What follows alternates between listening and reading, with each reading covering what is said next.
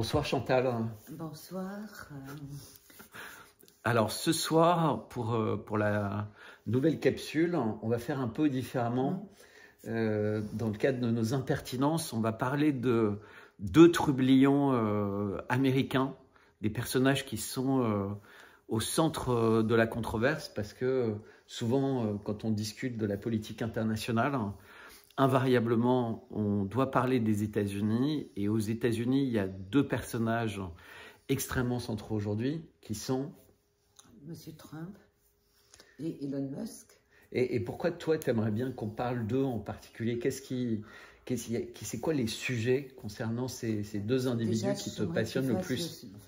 Oui. J'aimerais que tu fasses une synthèse, que tu regroupes un peu toutes les infos qui vont dans tous les sens et que c'est très très difficile de suivre, tu vois, parce que tout se dit, se contredit. On imagine que Trump va s'en sortir, en fait, ils vont peut-être l'enfermer. Tu vois, Elon Musk, il essaie de ralentir certaines choses, il prend des positions, et en même temps, on a toujours l'impression qu'on va être délivré de quelque chose, et les taux se resserrent. Et on le voit même sur Trump, par exemple, quand même. Donc, c'est ça, moi, que je trouve très, très inquiétant et fatigant. Et ouais, mais ce que toi, tu dis surtout, c'est que tu n'as pas d'ambiguïté personnelle. Tu penses que ce sont des personnages intéressants qui sont attaqués, oui, alors qu'il y a un certain nombre de personnes sur les réseaux sociaux partout qui ont l'impression qu'en fait ce sont des personnages calamiteux avec des idées non, je ne pense pas du tout qu'ils sont farfelues. calamiteux. Au contraire, je trouve que un petit peu comme les gens en France qui sont un peu en réaction, tu vois, sur la succession de mensonges qu'on nous impose. Et ben, j'ai l'impression qu'aux États-Unis, ils vivent la même chose. Et c'est très étonnant que les démocrates, quand même, il y a quand même des gens bien chez les démocrates aussi, et comment ils n'arrivent pas à se rendre compte à quel point ils sont maltraités aussi, parce que c'est de la maltraitance quand il y a du mensonge à ce point. Donc, si tu veux, je me disais que si l'Amérique arrive à régler le problème, nous, peut-être qu'on en sortira aussi, tu comprends? Vu qu'on obéit à l'Amérique, hein, puisque l'Europe est soumise. Donc voilà, moi j'attends cette libération en pensant qu'on profitera de ça nous aussi.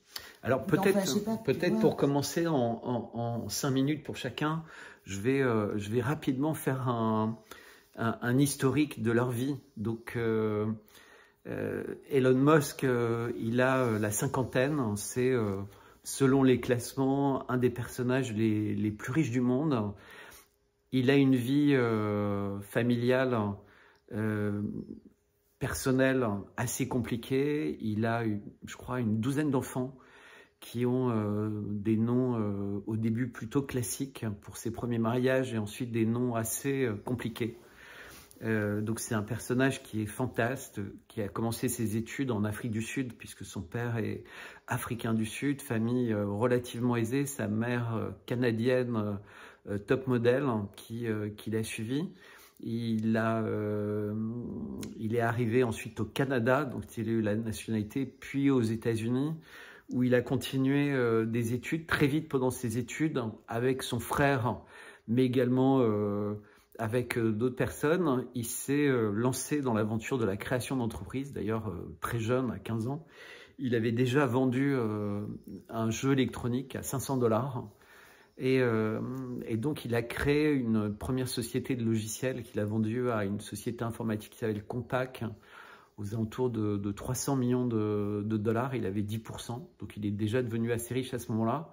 Ensuite, il a eu l'idée sur Internet de créer une banque qui s'appelait X.com, qui est devenue PayPal, qui a été une des premières startups vendues plus d'1 milliard, puisque c'est eBay, qui à l'époque était une startup reine, qu'il a racheté pour 1,5 milliard. Et c'était normal pour eBay d'acheter une société comme ça, puisque le principal défi pour les sociétés de vente en ligne ou de vente aux enchères était le paiement et avoir un paiement simple, direct entre personnes sur Internet. Et PayPal était une des premières sociétés qui résolvait ce problème. Donc il s'est retrouvé millionnaire en centaines de millions de dollars. Et à partir de là, il s'est mis véritablement à s'intéresser beaucoup plus à ses passions, qui sont l'intelligence artificielle, tout ce qui touche au climat. Donc, et à la conquête de l'espace. Donc ça, ce sont vraiment les 3 secteurs qui passionnent complètement Elon Musk. Donc pour prendre juste la société Tesla, il n'est pas fondateur de Tesla, il a été d'abord un business angel qui a rejoint l'aventure de Tesla, et en 2008, quand Tesla était sur le point de déposer le bilan, il a investi massivement dans la société pour la sauver, et il en a pris en même temps le contrôle, ce qui faisait évidemment partie de l'accord avec les actionnaires historiques.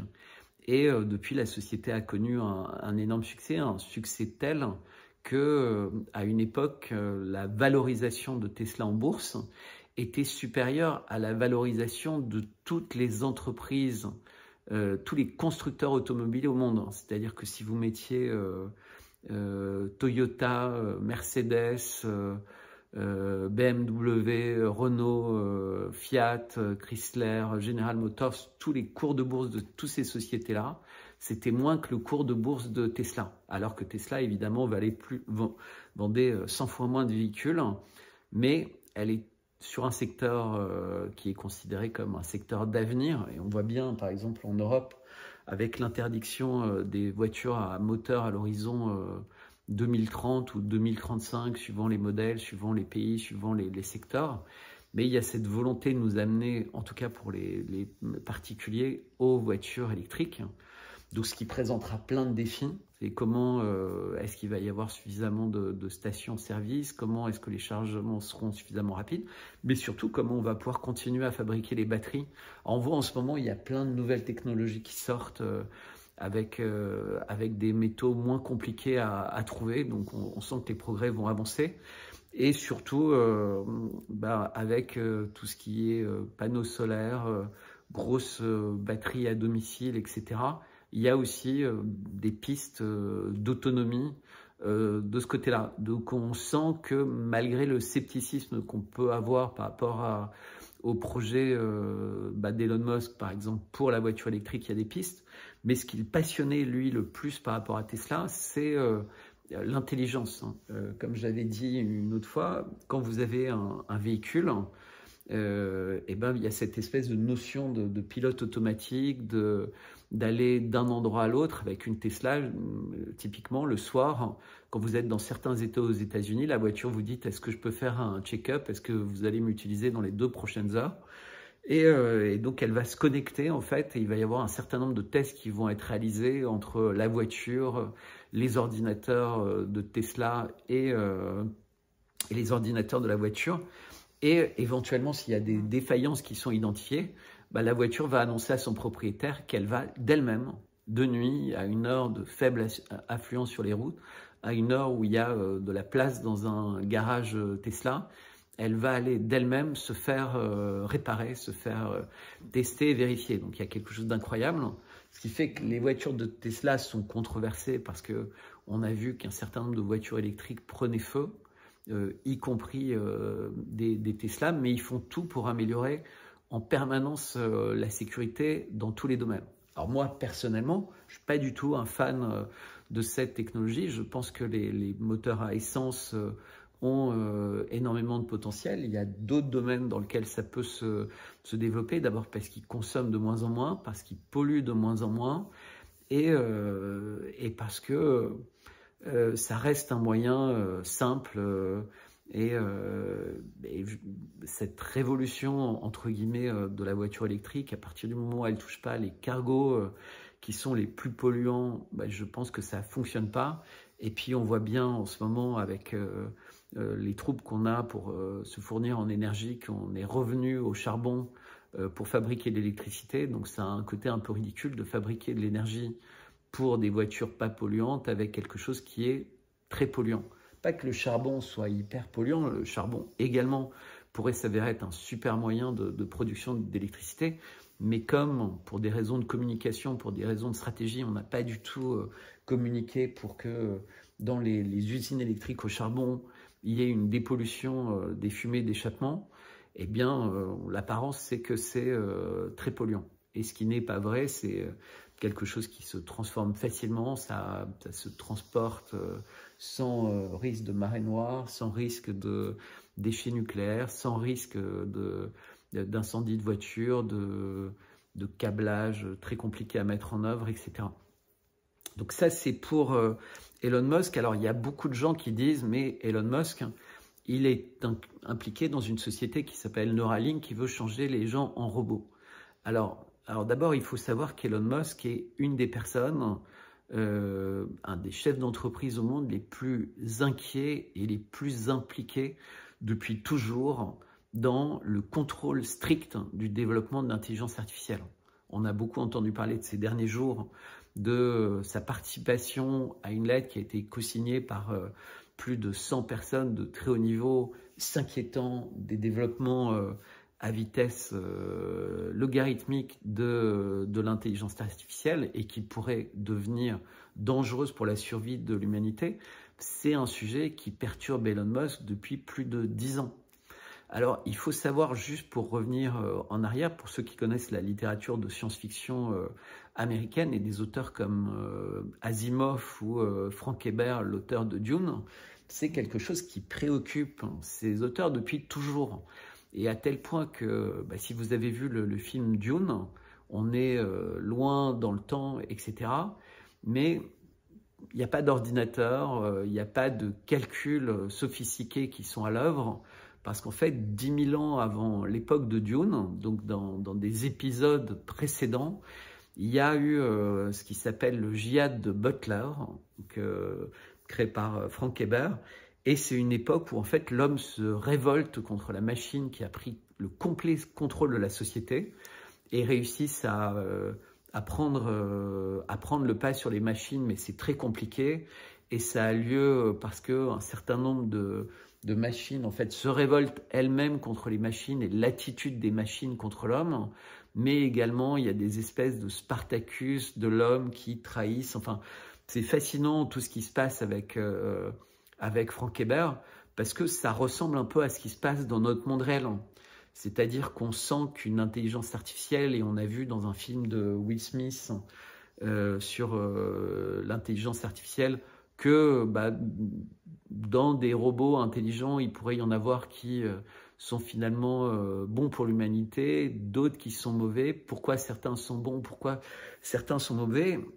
En réalité, c'est un peu comme un animal domestique. C'est-à-dire que si vous le traitez bien, si vous avez des bonnes relations avec lui, il y a une faible probabilité qu'il puisse devenir méchant, agressif mais parfois, il y a aussi des animaux qui ont ça dans leur instinct. Et il y en a d'autres qui ont dans leur instinct d'être très placides, etc. Donc, il faut faire attention à la manière avec laquelle on a des relations, que ce soit avec le vivant, avec l'environnement qui nous entoure et avec la machine. Donc, moi, je suis ravi qu'il y ait cette volonté de freiner les choses. Et ce n'est pas freiner en disant on va arrêter le développement parce que le dentifrice est sorti du tube. Maintenant, c'est devenu une habitude. Les pays, Klaus Schwab, pour parler de lui, dit celui qui contrôlera l'intelligence artificielle contrôlera le monde. Évidemment, ça donne des idées à beaucoup de personnes qui sont extrêmement malsaines. Et ce que propose Elon Musk et tous les gens qui se battent contre cette folie, c'est justement d'avoir des garde-fous, d'avoir des possibilités d'auditer ce qui se passe dans les développements de l'intelligence artificielle, ne pas vendre des ordinateurs quantiques à n'importe qui, puisque pour lui, on est censé contrôler les armes chimiques, et on voit que c'est très dur. Je vais vous rappeler juste les biolabs qui sont présents partout, et maintenant on sait que ça a été créé par l'homme, le coronavirus. Donc, ce n'était pas la version la plus mortelle, mais on pourrait évidemment imaginer des versions beaucoup, beaucoup plus mortelles, des versions qui toucheraient l'homme, mais pourquoi pas des versions qui toucheraient la nature. Enfin, tout est possible.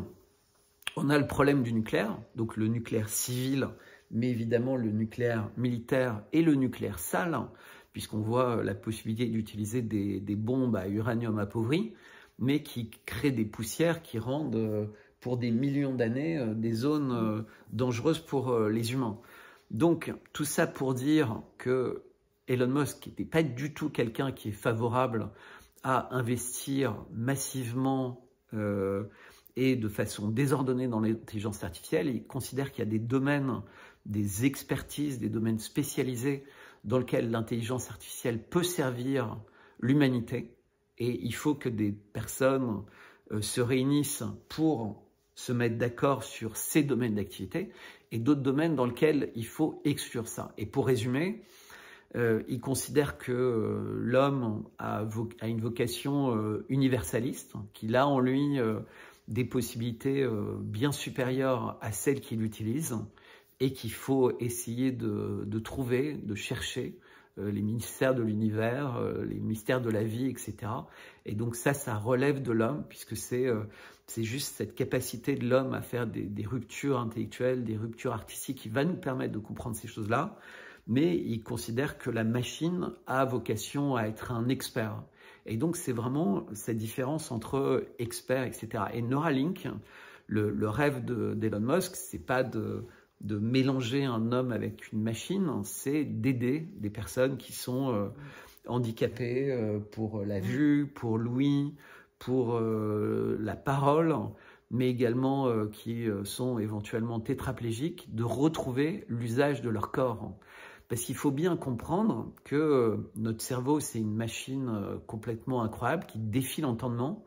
Et la conclusion du djihad de Butler dont je parlais tout à l'heure, c'est d'interdire, en fait, la seule loi qui sort de ce djihad et qui est rédigée dans ce qu'ils appellent la religion orange, c'est de dire que plus jamais l'homme, un humain, ne créera une machine qui pourrait ressembler au cerveau humain. C'est-à-dire que c'est un domaine qui est exclusif à l'humanité. Et donc l'homme a le droit de faire beaucoup de choses avec la machine, mais pas de faire une machine qui pourrait copier, voire dépasser le fonctionnement de son cerveau en aucune manière. C'est-à-dire que il n'y a pas de traducteur automatique comme il pourrait y avoir aujourd'hui, il n'y a pas de machine qui répond. Donc si vous connaissez Dune, c'est des médecins qui sont un peu magnétésistes, qui vont vous toucher, qui vont avoir... c'est-à-dire qu'on va trouver des gens qui ont des dons particuliers et qui vont faire les radios, qui vont faire avec leurs doigts, avec un certain nombre de toucher les choses. Il y en a d'autres qui ont un cerveau qui est capable de calculer extrêmement rapidement ou récupérer des informations dans les bases de données parce que leurs cerveaux sont prodigieux et ils se connectent plus ou moins les uns aux autres. Il faut revoir le film Dune ou lire le livre pour bien voir ça, mais cette idée d'interdire que l'homme essaye de trouver quelque chose qui pourrait copier l'homme. Mais ça, c'est valable pour le cerveau, mais on voit aussi assez vite que c'est valable pour tout ce qui va être cybernétique, machine humaine, etc. Et finalement, assez vite, tout ça est interdit parce que si ces machines n'ont pas non plus le cerveau et que elles ont une intelligence très basique, comme pour avoir une voiture qui fait du pilotage assisté, vous pouvez très bien imaginer quelqu'un de fou qui dirait à la machine de tuer tout être qui a une température entre 36 et 38 degrés et qui se balade dans la rue. Assez facile à programmer, hein, caméra thermique et tout ce qui bouge et qui ressemble à ça, vous tirez dessus. Vous imaginez, pas besoin d'une intelligence artificielle très compliquée. Donc il faut voir aussi dans ce domaine comment limiter ces possibilités en termes d'armement automatique. Donc on voit qu'il y a beaucoup de sources d'inquiétude et lui, par exemple, face à... il était dans les cofondateurs d'OpenAI et OpenAI, au début, c'était pas une entreprise à but commercial. C'était un peu comme un club dans lequel un certain nombre de personnes se réuniraient justement pour réfléchir à toutes ces questions d'intelligence artificielle. Il est parti parce qu'il pensait être en conflit d'intérêts avec les projets qu'il menait au sein de Tesla, dans sa société SpaceX, avec Starlink, avec d'autres sociétés dans lesquelles il est. Et il a été remplacé en fait par des gros investissements de Microsoft qui a mis pas mal de moyens. et d'un seul coup de société ouverte, donc open source entre guillemets, c'est devenu complètement fermé. C'est un mystère, une espèce de boîte de Pandore, ce que les Américains appellent une boîte noire, dans laquelle personne ne sait ce qui se passe, mais tout le monde sait qu'il se passe des choses qui deviennent de plus en plus mystérieuses et incontrôlables. Et c'est vrai aussi dans le génie génétique, puisqu'on voit bien, en partant du principe que les grands laboratoires de Big Pharma n'étaient pas extrêmement malhonnêtes. Il y a des doutes quand on voit les études qui sortent, quand on voit les emails, quand on voit les Twitter files, etc. Mais on voit bien que ces nouvelles technologies, on en perd le contrôle.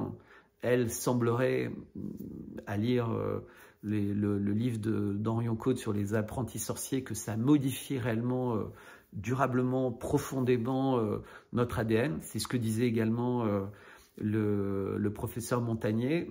C'est de moins en moins contesté, malheureusement. Ça va demander à être étudié, mais en tout cas, c'est affirmé par des personnes sérieuses partout dans le monde. Il y a des chiffres qui sortent qui sont préoccupants. Et donc, on voit bien que dans les domaines de la science, il est temps de retrouver de la conscience, de revenir à la religion. Et là, je me permets un aparté rapide, mais personnellement, j'ai été infiniment choqué par les positions qu'a pris le pape de l'Église catholique, d'une part en disant que les injections c'était des actes d'amour, alors qu'il ne s'était pas du tout positionné par exemple par rapport à l'usage du préservatif, et puis c'est pas forcément le rôle de l'Église, et manifestement en plus il s'est trompé, puisque on découvre que tout ce qui avait été annoncé entre guillemets sur les qualités, donc il ne s'est pas excusé, et son prédécesseur, qui est mort récemment, lui avait une vision beaucoup plus sombre de ce qui se passait, puisqu'il disait qu'on était dans une période avec l'arrivée du règne de l'Antéchrist. Et on sent que l'Antéchrist, et là je suis désolé, ça peut paraître très troublant ce que je dis, mais ça touche au transhumanisme, ça touche à l'intimité de la personne, ça touche à la famille, ça touche à l'être humain. Et quand on veut devenir des dieux, donc en imitant l'homme avec des machines, quand on veut devenir Dieu en changeant la nature ou le genre de l'homme, et encore une fois, ça n'a rien à voir avec le fait que quelqu'un ne soit pas bien dans son corps, ça je comprends très bien. Je parle du prosélytisme pour ça, de l'encouragement, de la publicité, etc. C'est pour ça que je pense que la position de la Russie sur toutes ces questions est excellente. Si quelqu'un a ce problème avec lui-même, la médecine va pouvoir l'aider et il va être accompagné le plus possible dans sa démarche, mais il ne faut pas en faire un prosélytisme, il ne faut pas perturber des jeunes enfants qui peuvent éventuellement avoir des problèmes dans ce domaine ou être la cible. Puisque quand on écoute ce que dit Elon Musk, vous savez peut-être qu'une des filles d'Elon Musk a demandé à changer de sexe, a demandé à changer de nom, etc. Et il s'avère que c'est quelqu'un qui a été la cible justement de communautés extrêmement astucieuses, qui a été complètement embrigadée. Ils ont profité manifestement de son adolescence et c'est extrêmement destructeur. Et il y a de nombreux témoignages de personnes qui regrettent les process dans lesquels ils sont. Je ne dis pas que c'est la vérité pour tout le monde. Non. Je dis qu'il y a des excès dans ce domaine, qu'il y a beaucoup d'argent, qu'il y a beaucoup d'intérêts, mais il y a peut-être même des intérêts très supérieurs à ça. Et donc je reviens sur vraiment science sans conscience. Et conscience, c'est le retour aux valeurs de l'Église. Et malheureusement, on voit que parfois, par rapport à l'Église aujourd'hui, on est perturbé. On est perturbé par les positions qu'elle prend. Et heureusement, pour prendre l'Église catholique, il y a des évêques et des cardinaux qui osent, entre guillemets, se positionner en dehors de ces valeurs. Et c'est très rassurant parce que dans des périodes de grands troubles, de profonds désarrois comme ceux dans lesquels on est, il y a souvent cette volonté de se réfugier dans la foi et dans les religions. Et c'est extrêmement important d'avoir des religions qui sont en adéquation avec les valeurs, avec les livres d'origine, et pas des religions qui sont perverties par le temps, qui sont éventuellement même manipulées ou influencées. Je rappelle juste, et c'est pas du tout une anecdote, c'est que à peine le nouveau pape était devenu remplacer Benoît XVI, qui n'était pas mort mais qui avait démissionné, qu'il recrutait l'entreprise de conseil en stratégie McKinsey pour s'occuper de toute la communication et le marketing du Vatican. Donc c'est une information qui est tout sauf neutre. Donc pour revenir à Elon Musk, il n'est pas du tout, comme vous pensez, quelqu'un qui est un ennemi de l'humanité, un fan de l'informatique, etc. C'est quelqu'un qui est assez fantasque, qui est assez entier, et ça se voit dans sa vie personnelle, parce qu'il s'est marié plein de fois, il a eu beaucoup d'enfants, il a une vie très simple, il est très engagé dans tous ses projets, il a une puissance de travail qui est assez fascinante, et surtout il est impliqué politiquement. Donc il est engagé sur le climat, c'est dans ce cadre-là qu'il s'est lancé dans l'aventure Tesla. Je pense qu'il a été un peu dépassé par le succès, mais par toutes les contraintes d'autonomie, mais il fait confiance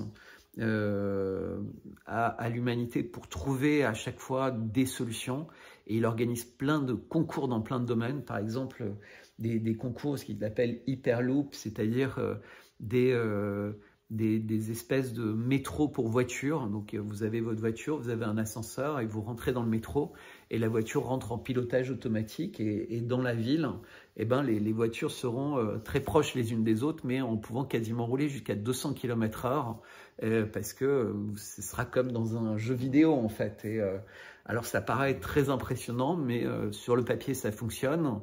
Et il commence à y avoir des pistes, exactement comme dans les pistes, comme quand vous voyez le cinquième élément, où vous avez tous ces vaisseaux qui montent dans la guerre des étoiles. Bah, ce sera pareil en fait là-dedans. Et c'est là pour le coup des choses que la technologie nous apporte. Hein. Maintenant, de plus en plus, les voitures, vous dites garez-moi là, garez ici, ouvre-moi le portail, réchauffe-toi à telle heure, etc. Tout ça, ça arrive qu'on veuille ou qu'on ne veuille pas, c'est les progrès. On a des progrès dans plein de domaines, mais ces progrès, je reviens sur le courrier qui a été signé très récemment, ça doit être encadré, ça doit être très très sérieusement encadré. Et alors c'est difficile aujourd'hui de parler d'encadrement international parce qu'on voit bien que les pays ne se parlent pas. On a très peu de dialogue en réalité entre la Chine et la Russie d'un côté, qui sont rejoints par l'Arabie Saoudite, et les États-Unis de l'autre. Et c'est très normal, compte tenu de l'attitude hégémonique que les États-Unis ont depuis très longtemps. Bon, enfin, je déborde largement. Non, pour tous ceux qui doutent d'Elon Musk, je vous invite véritablement à creuser son histoire, à creuser son passé, et surtout à éviter... Vous savez, il y a des gens qui sont spécialistes pour créer la division, qui essayent de trouver dans le passé de quelqu'un un détail qui pourrait être utilisé contre lui, sortir une citation, quelqu'un qu'il aurait pu rencontrer, quelqu'un avec qui... Tout ça, c'est des conneries, c'est véritablement une manière de diviser, etc. Les personnes qui font ça sont des personnes soit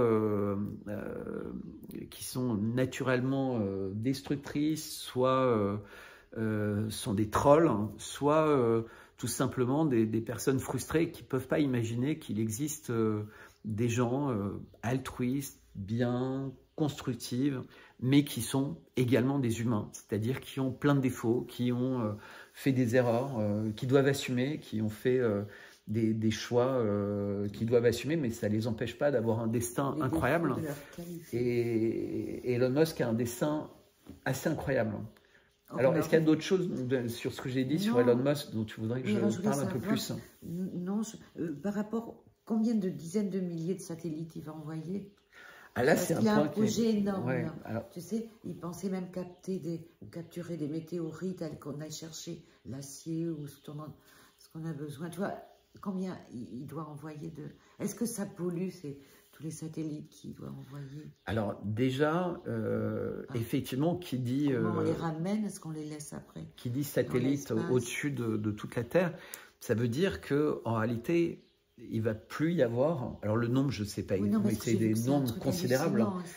Et puis il envoie des fusées tous les jours. Hein. Donc c'est pas comme Ariane Espace où on en envoie quelques fois par an. Ça tourne. SpaceX, ça part tout le temps. Il a des projets partout dans l'espace, y compris vers Mars, il y travaille, alors pas vers la Lune, mais bon, toute cette conquête de l'espace, c'est quelque chose d'assez étonnant et mystérieux. Mais en tout cas, les progrès qui sont faits avec SpaceX sont considérables. Tous les autres concurrents, il y avait Virgin qui s'était lancé, il y avait le projet Blue Horizon avec de Amazon, mais ils n'avaient pas la même stratégie, ils étaient plus dans une logique de tourisme spatial.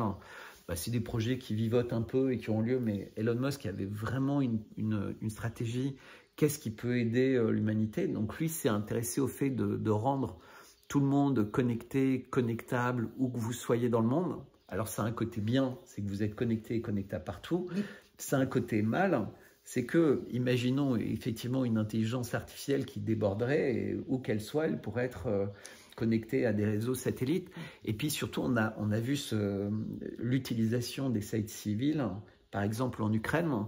Et là, il vient de bloquer l'utilisation de ces satellites pour tout objet qui serait au-dessus de la mer, qui irait à plus de telle vitesse et pourrait plus être connecté et utilisé par les satellites, parce que les Russes menaçaient d'attaquer en fait le réseau de satellites Starlink, puisque c'est les satellites qui sont utilisés pour le pilotage d'armes.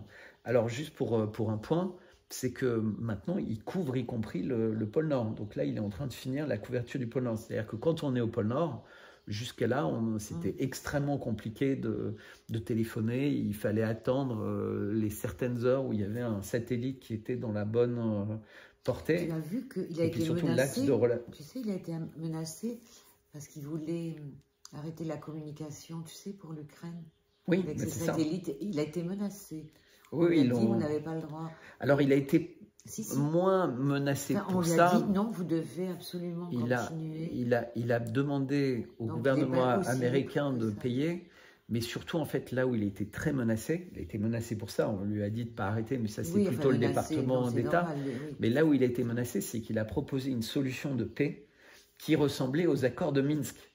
Ce qui a rendu fou, évidemment, les Ukrainiens. C'est-à-dire que la guerre commençait, il y avait déjà eu beaucoup de victimes, les Russes avaient pris 20% de territoire en plus, et lui disait, en substance, bon ben, les votes qu'ont fait les Russes dans les territoires qu'ils occupent ne sont pas valables, il faudrait refaire des votes sous couvert de l'ONU pour voir ce que veulent vraiment les gens, autodétermination, considérer que la Crimée c'était acquis, qu'elle était russe, et surtout que l'Ukraine soit neutre. Donc en réalité, ce que les Russes proposent depuis le début. Et donc ils s'alignaient sur la position des Russes. Et quand on connaît l'impact d'un tweet d'Elon Musk, puisque c'est des tweets qui sont immédiatement vus par des dizaines ou des centaines de millions de personnes, mais surtout dont les gens discutent, parce qu'il y a ce qui est vu sur Twitter, mais après c'est repris dans les journaux, c'est repris dans la presse, c'est repris à la télé, à la radio, etc., puisque les gens en parlent, et ça a rendu fou effectivement les Ukrainiens. Donc oui, Starlink, c'est quelque chose qui est controversé parce que c'est utilisé beaucoup pour des raisons militaires par l'armée ukrainienne, mais dans laquelle est extrêmement impliquée l'OTAN, puisque c'est quasiment que des armements de l'OTAN. Et donc Elon Musk disait, mais moi ça nous coûte des dizaines de millions d'euros alors je ne sais pas si c'est par mois, par trimestre ou autre, il faut que quelqu'un paye pour ça. Parce que c'est pas à nous de payer pour toutes les télécommunications. Non, parce qu'ils payent aussi pour, en fait, l'accès à Internet quasiment pour tous les Ukrainiens. C'est Starlink, puisqu'il a offert, il a offert des bornes. Donc il a mis en place un réseau satellite, il a offert les bornes, et après les gens, les villes, les villages peuvent se connecter aux bornes et partager avec Wi-Fi, partager avec des différents types de routeurs, en fait, l'accès gratuit, plus ou moins illimité au réseau de Starlink. Mais c'est lui qui paye tous les frais. Donc c'est un personnage qui est incroyable, et le fait d'être incroyable en fait une cible terrible. Donc il a des ennemis déclarés, et il y a tous les gens qui le détestent parce qu'en fait ils ne le connaissent pas, ou parce qu'ils sont jaloux, ou parce qu'ils sont misanthropes, encore une fois, comme je disais, ou parce qu'un jour, ils ont lu dans un magazine plus ou moins sérieux, une phrase sortie de son contexte le concernant, et ils n'ont pas compris qui était, je pense, Elon Musk. Mais plus le temps passe, plus on est obligé de se rendre compte que ce qu'il fait depuis qu'il a acheté Twitter en termes de liberté de l'information, etc., est formidable, parce que c'est quelqu'un qui dit ce qu'il va faire et il fait ce qu'il dit. Quand il a acheté Twitter, il a dit « je rendrai visible et ouvert le code source de Twitter », c'est-à-dire que tout le monde pourra comprendre comment fonctionnent les algorithmes de Twitter. Alors que tous les autres réseaux sociaux disent « non, non, c'est comme la recette de Coca-Cola, je ne veux pas le dire, de Coca-Cola, je ne veux pas le dire ». Eh bien, il l'a fait. Personne ne pensait qu'il allait le faire. Et avant de le faire, en plus, il a eu l'honnêteté de mettre des équipes pour l'ordonner, parce qu'il dit que c'était devenu un tel brouillon, c'était une folie, et même aujourd'hui, il y a plein de choses auxquelles ils ne réussissent pas à comprendre. La seule certitude, c'est qu'il y a des algorithmes qui n'avaient été créés que pour l'État américain, c'est-à-dire qu'il y avait des algorithmes qui permettaient à l'État américain de prendre des groupes de mots-clés, des éléments, et de dire bah, tout ça, ça doit être shadowban, ça doit être censuré, etc. Et donc, il y a eu, on le sait tous, énormément de personnes qui ont été censurées. Il les a également très largement réintégrées. Et y compris parfois des personnes, on a eu Jay-Z par exemple, qui a été réintégré, mais qui a été ressorti parce que même si c'est un ami d'Elon Musk, même si c'est quelqu'un d'extrêmement puissant et extrêmement important, Twitter a dit, voilà, maintenant les règles sont claires, elles sont connues de tout, il n'y a pas de règles dans l'ombre, de règles sombres, de nouvelles règles qui arrivent au dernier moment. Voici les règles et on respectera les règles. Et il les respecte. Et il a une force, c'est-à-dire que, par exemple, en Europe, il a beaucoup de pressions qui ont été faites. On a vu toutes les capacités de censure. Hein. Le groupe Rumble, par exemple, en Europe, c'est un espèce de YouTube un petit peu moins connu, refuse d'émettre en France parce qu'il refuse de censurer. Parce qu'il refuse la censure, c'est le premier amendement américain, et il y a des demandes du gouvernement français de censurer des chaînes qui ne correspondent pas à la loi, qui ne correspondent pas aux règles de Rumble, qui ne correspondent à rien, et donc ils contestent la volonté du gouvernement africain, du gouvernement français, ils contestent cette volonté, et ils disent, tant que vous ne laissez pas appliquer nos règles, appliquer le premier amendement, et vous avez accepté que notre chaîne soit dans votre pays selon ces règles, et là vous nous dites des choses qui ne correspondent pas à des règles, c'est des demandes, des pressions, ils ont décidé qu'aucune chaîne ne serait visible chez eux, ce qui est véritablement dur, parce que pour tous les pays du monde, la France, c'est un pays qui est important, hein, quand on fait du contenu, que ce soit sur Twitter, YouTube, etc. La France, c'est pas un tout petit pays. Et on a vu RT qui ont été... D'abord, le groupe a été censuré, donc au niveau de l'Europe, sans savoir pourquoi l'Europe disposait de droits et de possibilités de le faire, hein, comme ils font avec les armements, comme ils ont fait avec les commandes d'injection, comme ils ont fait avec tout. Mais comme ça n'avait pas suffi, ils ont trouvé le moyen de couper les comptes bancaires. Enfin, c'était un peu terrible. Alors, je reparle beaucoup. Qu'est-ce que ça t'inspire, tout ça? Non, c'est intéressant quand même. Qu'est-ce que ça m'inspire? Alors, moi, je pense à l'énergie libre. Parce qu'on fait des projets, tu sais, sur l'avenir, mais on oublie qu'il y a peut-être des énergies. Tu sais, tu as vu les gens qui ont fait marcher des moteurs avec de l'eau. Oui. Hein, enfin, il y a plein de choses de trouver comme ça. Et l'énergie libre, Tesla, enfin, il y a eu quand même beaucoup de choses. Alors, tu comprends? Non, là, on se projette toujours, soit la voiture électrique, mais peut-être qu'il y a des choses qui vont se libérer, qu'on va accepter de dévoiler et qui vont vraiment peut-être sauver l'humanité entière. Alors, il y a les moteurs à hydrogène, il y a des avions maintenant qui volent. Ça, c'est bien, mais je crois qu'il y a encore plus. Ah, on va faire des découvertes incroyables. Oui, certaines sont déjà là, mais on les a interdites. Mais dans ce domaine, l'intelligence artificielle va sans doute pouvoir beaucoup nous aider. C'est-à-dire que si... Oui, mais tu sais bien que c'est interdit par des gens qui... tu sais que tu peux la verrouiller, l'intelligence artificielle. Bien sûr. Non, mais ce que tu évoques, c'est c'est un peu Tesla, c'est le fait que tout n'est qu'énergie, tout n'est que vibration, et comment on apprend à capturer cette énergie et ces vibrations. Aussi que le cerveau est limité, et quand tu parlais de l'humain dans Dune, qui a des capacités extraordinaires sans même modifier, tu sais, par rapport, je veux dire, de machines dans son cerveau. Son cerveau, il fonctionne déjà, c'est assez limité, comme si on l'avait bridé. Et tu vois, cerveau plus conscience, peut-être qu'on va avoir des surprises déjà avec l'humain avant que les machines nous surprennent. Peut-être que l'humain nous surprendra bien plus que les machines. Bah, t'imagines quand... Parce qu'il y a des humains quand même qui font des expériences avec des gouvernements. La Russie était très en avance sur ça. Et certains espions, ils communiquent entre eux, Amérique, Russie, par la télépathie, parce que je pense qu'il y a vraiment des gens très avancés. C'est comme s'ils donnaient au peuple les choses au compte-gouttes, comme si le peuple n'était pas capable de comprendre le potentiel humain. T'as pas l'impression? Si. Mais de toute façon, ce que tu dis, on a... alors, il y a un nom qui est devenu un peu connu en France ces derniers temps, c'est Petit par rapport à l'hypersonique, etc. Oui, c'est à lui que je pense quand tu dis ça. Jean-Pierre Petit. Moi, ça fait hyper longtemps que j'avais écouté des vidéos sur lui. Il est brillantissime. Et il a été rejeté par la France quand il a présenté Personne ne croyait que c'était possible. Il est allé aux États-Unis, ils ont dit non. Il est allé en Russie. Ils ont fait bosser 1000 savants pendant 20 ans sur l'hypersonique. Et ils sont au top. C'est pour ça qu'ils ont fait des essais récemment en Amérique. Ils ont tout abandonné, ça ne marche pas. Sauf que les Russes, ils ont mis 20 ans. 1000 savants, nuit et jour, qui ont bossé.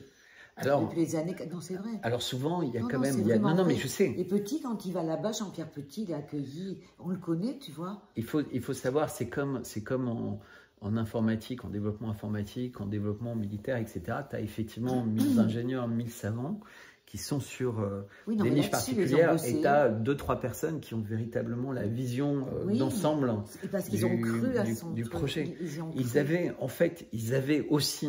Ils avaient un travail, mais ils écoutaient Petit pour voir si, par rapport aux directions qu'ils prenaient. Après, Petit les a laissés travailler. Lui, la porte, tu crois qu'il est allé? Tu donnes beaucoup d'importance à Petit. Non, lui, il n'est plus allé, il a donné. Non, en fait, il assistait à des conférences.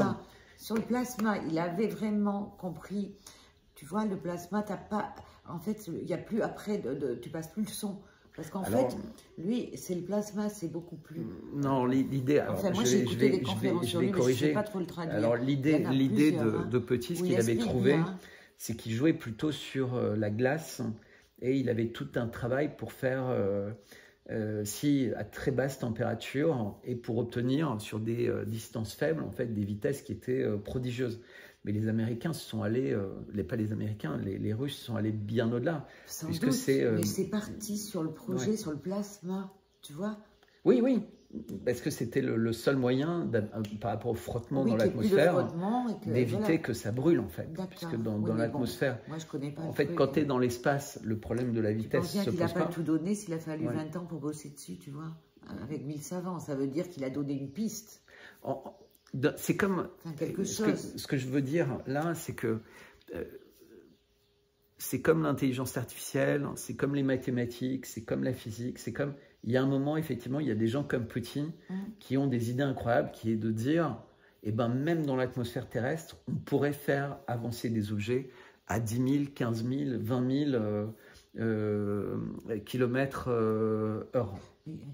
Et là, en l'occurrence, 30 000 km/h. Il était président de tous les CNRS, c'est un savant.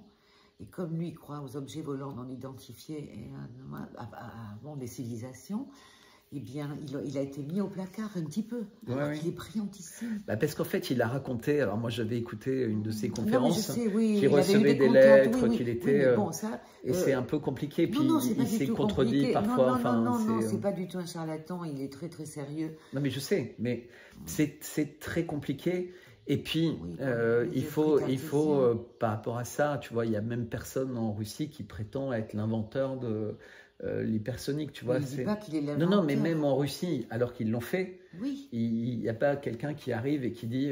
Non, lui, il n'est pas comme ça, c'est compliqué, en fait, ces choses-là. Il est très bien, Petit, il n'est pas du tout glorieux, non, moi j'aime bien. Je trouve qu'il est différent, tu vois, c'est un peu... tu vois, Elon Musk, c'est un original.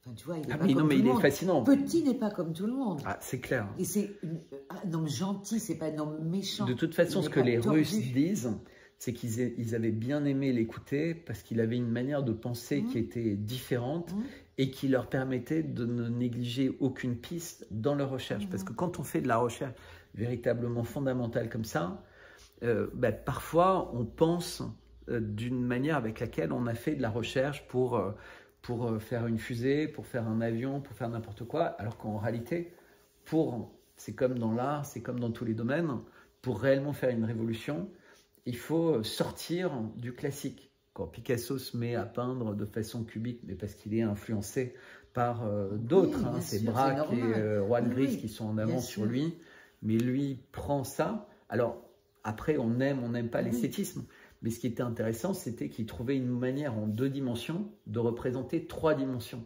Et c'est un côté génial de faire ça, puisque ça a ouvert beaucoup de pistes dans plein d'autres domaines que l'art. Il décomposait complètement ses tableaux, qui étaient figuratifs par exemple, et après, il déconstruisait tout. Tu sais, il y avait on avait suivi tout un tableau comme ça, c'était assez hallucinant. Et donc c'est ça qui est intéressant, parce que en faisant ça, il pose d'autres questions. Qu'est-ce que ça veut dire de transformer sur de la 2D, quelque chose qui était en 3D, en donnant, donc on avait vu ça, on savait le faire avec les cartes et tout, mais est-ce qu'il y a un moyen?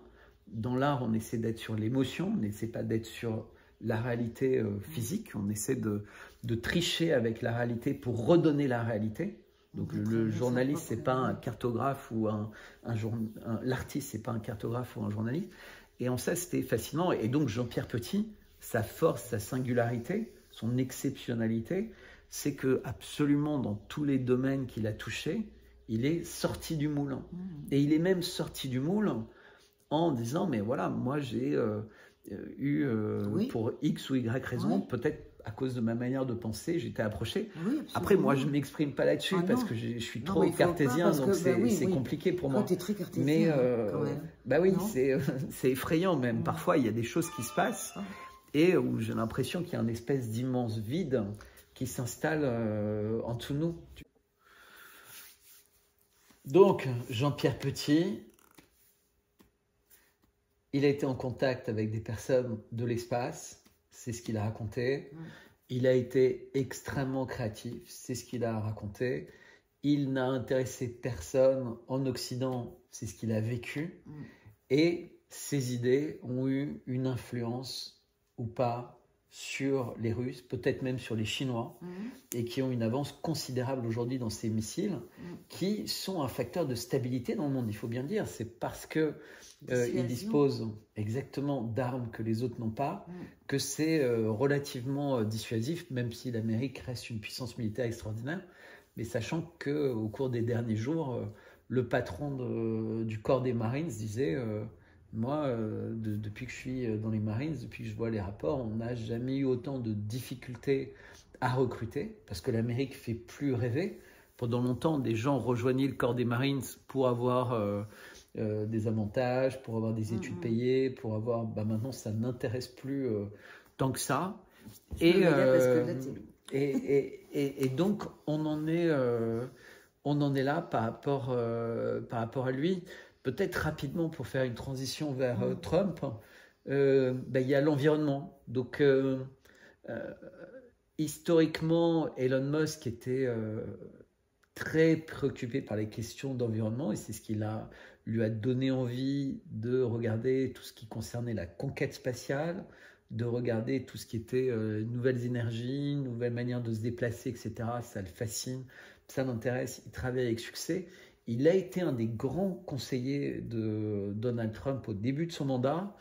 Et dans le cadre de ce début de mandat, d'ailleurs, ce qui avait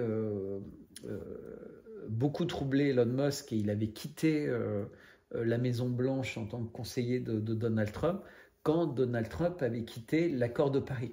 Puisque Elon Musk considérait que cet accord soit bon, l'important c'était d'en faire partie pour l'influencer de l'intérieur. Mais dire, moi je fais ce que je veux de mon côté, vous faites ce que vous voulez de votre côté, ça lui paraissait pas sérieux. Et c'est exactement la même attitude qu'il adopte sur l'intelligence artificielle, dire on doit tous collaborer ensemble parce que sinon on aura tous une situation catastrophique. pour l'environnement. Peut-être que mes analyses sont mauvaises, peut-être qu'elles sont bonnes, mais si on discute, si on travaille ensemble, on aboutira. Tout ça pour dire que moi, je suis assez fan d'Elon Musk. Et toi? Moi aussi, le personnage est différent, il est particulier. Est-ce qu'il est dangereux? A priori, on peut espérer que non. Tout ce qu'il fait, en tout cas, ça va dans le bon sens. Oui. Il dit ce qu'il fait, il fait ce qu'il dit. Oui, c'est quand même bien. Non, non. Les gens qui disent ce qu'ils font et qui font ce qu'ils disent, c'est rassurant. Oui, j'espère que ça va aller dans le bon sens. Alors, 2 minutes, on va couper la vidéo. Tu vois, j'ai rien contre Elon Musk.